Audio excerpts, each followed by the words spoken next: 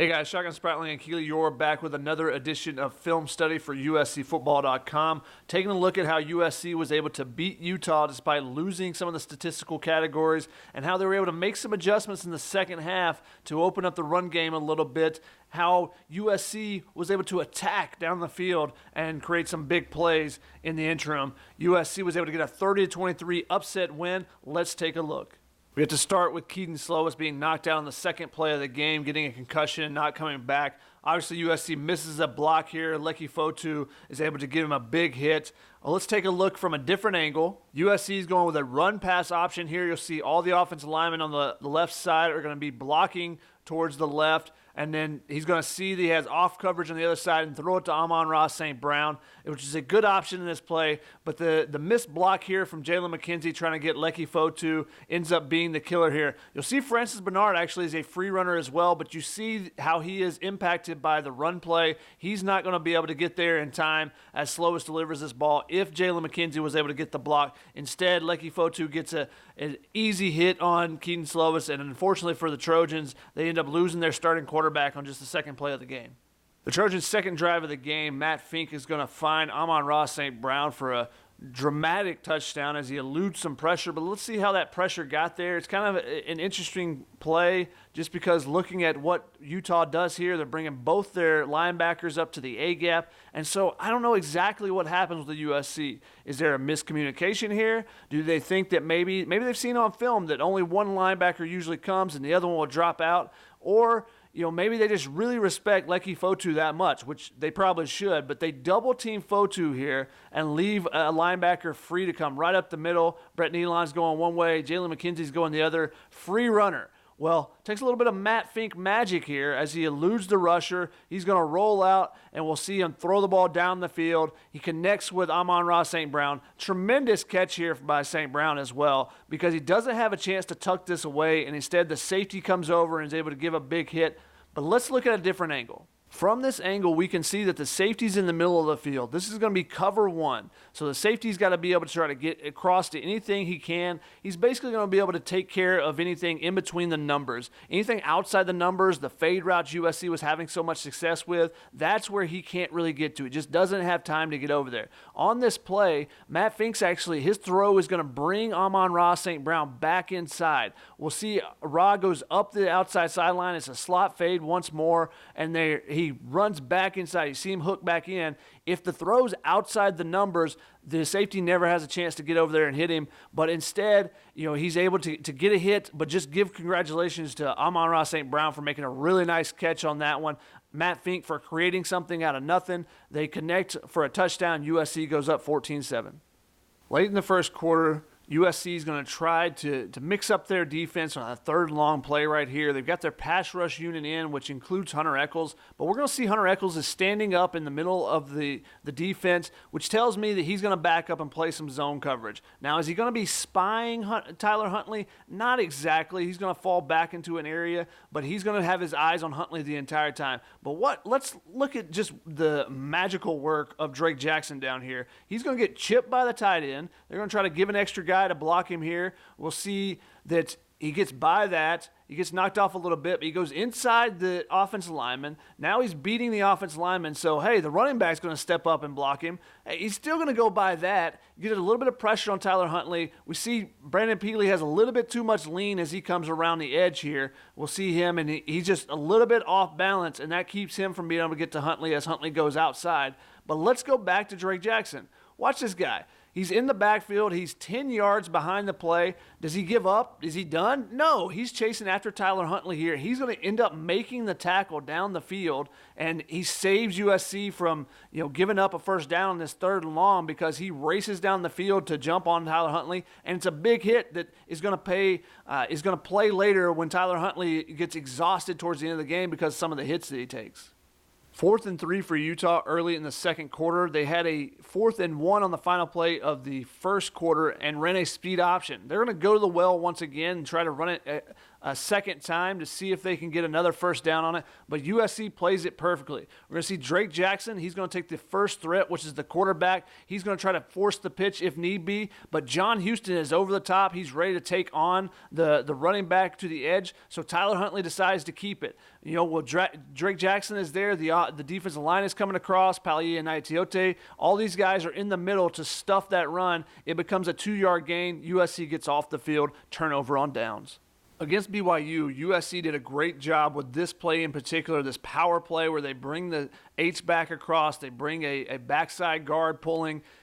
But against Utah, it doesn't really work. Why? Because Leki Fotu's in the middle, and he's just going to blow up everything by pushing center Brett Nealon back 4 yards. You see both guys that are trying to pull are stuck in traffic now, basically. They're on the 405, the 10, can't get through anything, so they can't get to their destination here, which is to get out in front and block. Elijah Vera-Tucker eventually gets across, but look at how many white shirts there are in front of him. He can only block one guy at a time, and Stephen Carr has basically nowhere to run. Utah blew this one up because of the work of defensive tackle Leki Fotu at the beginning. The Trojans come out in a 5-wide set, which is going to give Matt Fink a great opportunity to see what defense the Utes are running against them. Vavai Malapei is out here on the edge, and instead of a linebacker coming out to guard him when everyone else is in press coverage, it's a safety. That tells him that unless they're trying to really disguise this defense, there's only one safety deep and one linebacker, which means it's a cover one look. So this guy's not going to be able to drop back and suddenly the linebacker runs over to grab Vi. This is going to be a cover one, and Fink does a nice job here of looking to his right first. He's going to check and see what his options over here, and he's going to go back to his left where Michael Pittman is. You see this perfectly thrown ball. Now, some people may say, why is he throwing into double coverage so much? Well, that's not really double coverage because if you throw it outside the numbers like he does here, the safety's never going to have a chance to get over the top and get to that ball. And especially because he looked right first, the safety's going to look and read his eyes and then try to bust his tail to get up here to the top, and he just has no chance. It's a great throw from Fink. Good catch from Michael Pittman. Big gain for USC against this cover one look. On the next play, we see some Stephen Carr, being Stephen Carr. I know a lot of people are clamoring for Marquise Stepp to get more opportunities, and maybe he should get a couple more touches, but I don't think you can take away from Stephen Carr. You just got to give him the right opportunities.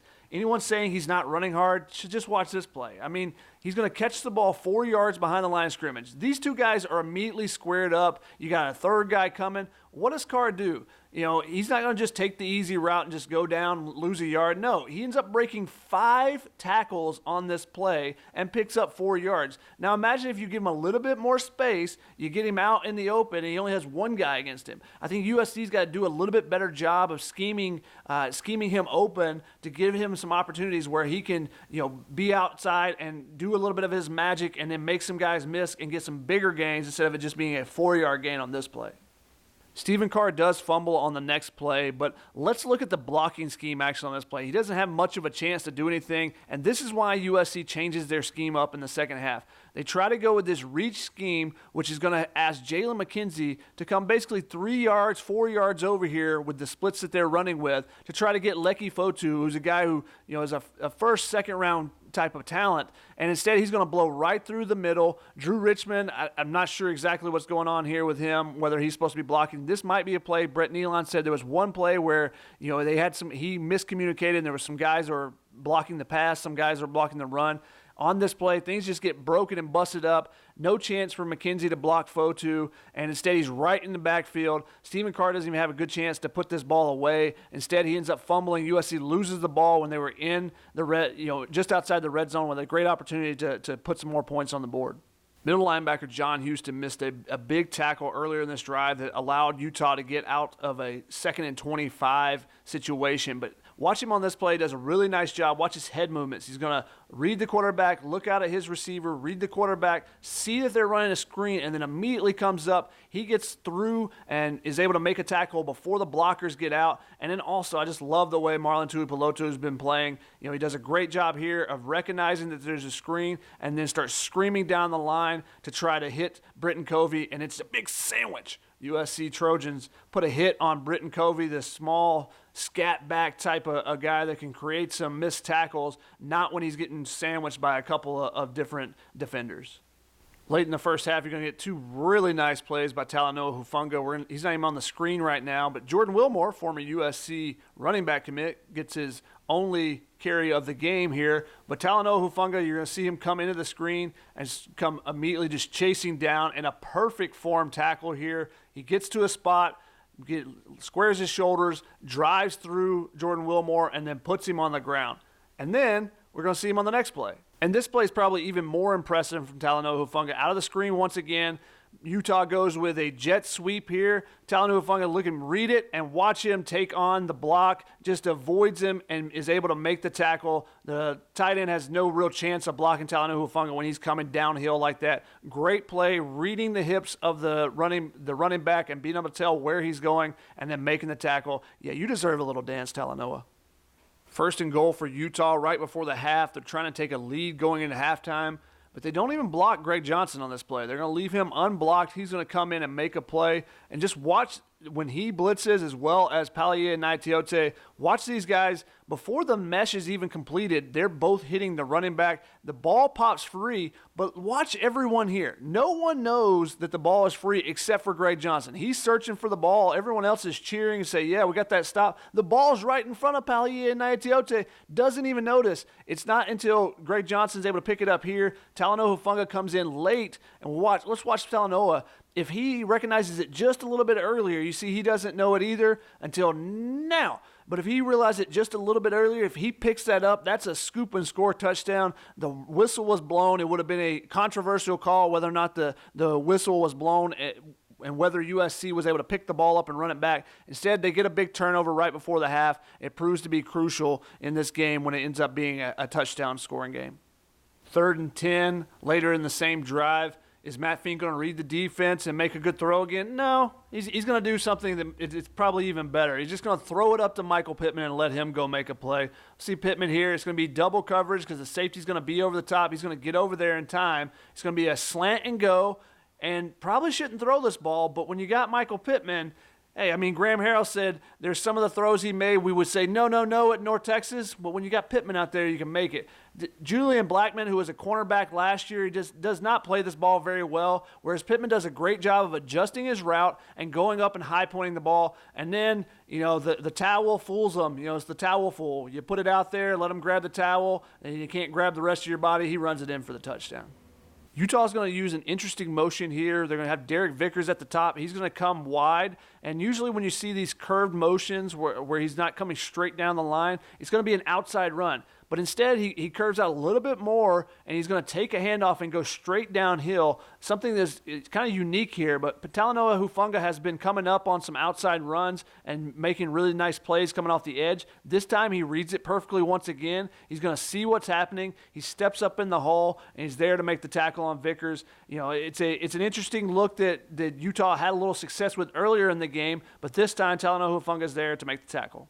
In the third quarter, Matt Fink's going to throw an interception here, throws the ball up, but it all starts actually up front with Josh Follow not getting a block. We're going to see him, the defensive end, coming off the edge, doesn't get this block here, which creates the pressure that's going to force Matt Fink to be running. Even if he's just rolling out here and Bradley Anai's coming from the weak side, he's going to have more time to set his feet and make this throw. Instead, he's on the run. He's got to throw. He throws across his body. It's a throw that worked out for him earlier on the touchdown pass, but on this play, it's not just Amon-Ra St. Brown deep. You got Tyler Vaughn's deep as well, and his defender comes off to make the play. They teach you in a scramble play, a scramble situation, that the short guy goes long and the long guy should come short. Because if everyone's going long like happens on this play, either you're not going to have any options that are close enough for the quarterback to throw, or this happens. You'll see the cornerback that's covering Tyler Vaughn's comes off his play because Amon-Ra St. Brown is wide open from his defenders. But the other guy comes off the play. Terrell Burgess comes and makes a nice play on it, gets the interception, and sets up Utah with a short field. Utah scores a touchdown late in the third quarter, and USC only has 10 guys on the extra point. We'll see here, there's 10. Talanoa Hufanga realizes it. It's because the injury to Elijah Griffin, he would have normally been out here. You also had Isaac Taylor-Stewart hurt before the game, so Greg Johnson took his place on the other side. Because of an injury, they don't have it. Talanoa realizes it. He points it out to John Houston, who normally counts each player. But watch what John Houston does. This is a smart play. It's just an extra point. You're not expecting them to run anything fake. He just moves over to the weak side and makes sure that he's going to cover one of these tight ends, one of these eligible receivers, just in case they do try to run and some kind of fake or anything like that. John Houston takes care of it. No use in wasting a timeout on an extra point. USC only has 10 men on the field, but it's not that big of a deal. Utah has the ball inside the 10-yard line. It's 21-17. They're trying to take the go-ahead score here early in the fourth quarter. On first and goal, they're going to throw the ball out to the tight end. But a nice play here by Talanoa Hufanga to come up and make the tackle. But is it a nice play? Let's look at that one more time. Watch from this angle. You're going to see the play fake. You're going to see Talanoa read the tight end coming across. But look at what happens behind him here. There's a tight end coming over the top. If Tyler Huntley reads this, that guy's wide open in the back of the end zone, and Talanoa Hufanga should have been there for that. This is actually Isaiah Polamalu's guy to be out here on. So he makes a play that saves the touchdown because Polamalu gets sucked in a little bit too much on the play fake. But if Huntley reads it right, this is one he just missed. That's an opportunity for Utah to score a touchdown. Trojans now, their lead is down to 21-20, their first drive of the fourth quarter, and really their first successful running play comes here because they've changed the scheme up. A little bit more straightforward blocking, no pulls, no guys coming across the formation. This is just going straight ahead. You're going to see defensive end Bradley Anai is going to get a little bit of pressure up top, but Drew Richmond just kicks him out a little bit further, and he's going to be able to follow the block. Eric Cromanhook gets a guy out here, and suddenly USC gets a 6-yard run instead of a 1-yard run or a 2-yard loss. The first time they've actually gotten some good yardage on first down in the ground game. USC showed a couple times in this drive some more straightforward runs. Here's another one. First and goal, they're going to give it to Marquise Stepp. They're going to actually send him in a short motion basically to put him on the other side. They're going to run downhill. Everyone's blocking forward. You get a double team on the end right here. The defensive tackles are taken care of, and that means you got a one-on-one, mano-a-mano. Marquise Stepp against the linebacker, and he runs right through the linebacker to get into the end zone. Let's just fast forward real quick. Oh, look, there's Reggie Bush. Oh, wait, no, there's Mr. No Fun. Just getting right in the middle of the play. Get out of here. Get out of here. Come on, that's ridiculous. Let the guys have some fun. Let them play. Let Reggie Bush back at USC. But it starts with the blocking up front. Touchdown, USC. Congratulations to Marquise Stepp on his first career touchdown. USC gets the ball back. They go to their 4-minute drill. They've got to run the clock out, salt it away, put this game to bed. They go to their bread and butter. They're going to run their stretch play with Vavae Malepeai, and he's just going to wait and look until he sees a hole and then try to cut up one cut, and look at that. A great cut right there. He juts right through the middle, gets a big gain, gets a first down on this play, gives USC an opportunity to run the clock a little bit more, and he'll do it again on the next play. And this one's even a little bit more pronounced. Just a great cut by Vi. You're going to see the linebackers are going to over-pursue. You're going to see Eric Cromanhook's going to come in. You get a good block on the middle linebacker in the middle of the play. And Vi's going to cut immediately right up the middle. He's going to take it and pick up 9 yards on this play. USC's able to finish this game off with a first down a couple plays later. They get the win, upset Utah 30-23. That's going to do it for us as well. Hope you were able to see some of the differences that USC made in the second half, some of the adjustments, and what they did with Matt Fink, giving him an opportunity to go out there and make some plays, throwing the ball to Michael Pittman in particular.